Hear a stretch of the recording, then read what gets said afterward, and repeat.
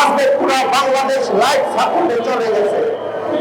তার কারণ হচ্ছে একটি মহাবিপ্লবের পরে প্রতিষ্ঠিত অন্তর্বর্তীকালীন সরকার, যার প্রধান এবং প্রধানতম কাজ ছিল এই বাংলাদেশে যা করা দ্বারা দীর্ঘদিন রাজনীতি করে এবং এই ফ্যাসিস্ট শেখ হাসিনাকে উৎখাত করে, যাদেরকে একটি বাংলাদেশ গড়ার এবং রাষ্ট্রীয় যারা রাষ্ট্র পরিচালনা অভিজ্ঞতা আছে তাদেরকে নিয়ে যদি সংযুক্ত আকারে এই দেশকে একটি নির্বাচন দিতে পারত, তাহলে এই বাংলাদেশের ভাগ্যের আকাশে আজকে যে দুর্যোগের গণনাটা সেইটা দেখতে হতো না।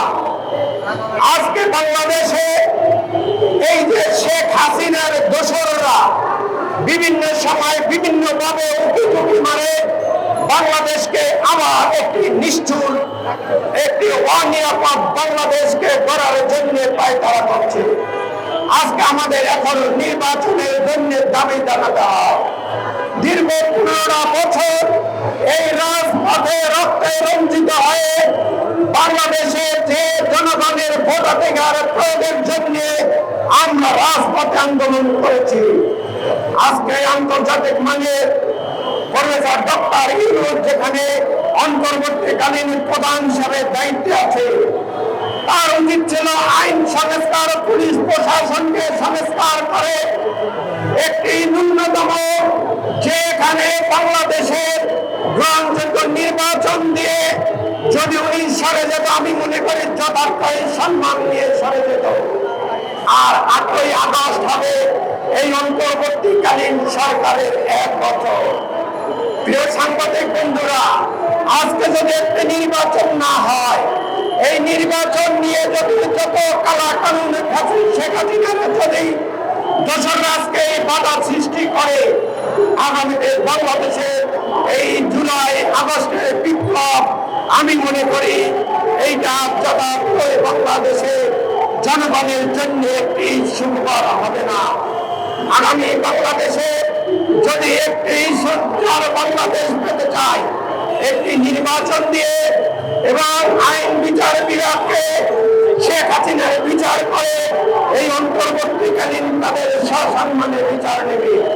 আরেকটি কথা বলে আমি শেষ করতে চাই, বাংলাদেশে আজকে অন্তর্বর্তীকালীন সরকারের একজন স্বাস্থ্যমন্ত্রী, আমি তার সমালোচনা করতে চাই না, কিন্তু বাংলাদেশে আজকে স্বাস্থ্য খাতের যে মরণ পরিণতি, এই ফরিদা ইয়াসমিন একজন সিনিয়র সিটিজেন, তাকেও দেখলাম রাতের বেলায় উনি কালো চশমা পরে ওই ঢাকা মেডিকেলে যায়, দিনের বেলায় সাদা চশমা পরে।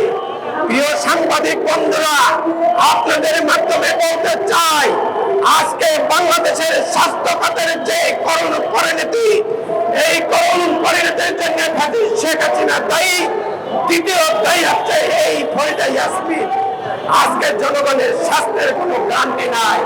তাই আগামী বাংলাদেশে যদি সেই শহীদ প্রেসিডেন্ট জিয়াউর রহমানের আদর্শের বাংলাদেশকে আমরা লালন করতে চাই, বেগম খালেদা জিয়ার বাংলাদেশকে যদি লালন করতে চাই, একটি ভালো নির্বাচন, গ্রহণযোগ্য নির্বাচন দিয়ে ওই ফ্যাসিস্ট শেখ হাসিনা বিচারের কাঠগড়ায় দাঁড়িয়ে যদি এই ফ্যাসিস্ট বর্তমান অন্তর্বর্তীকালীন সরকার বিদায় নিতে পারি, আমি মনে করি তার আন্তর্জাতিক মান সম্মান বজায় রাখবে।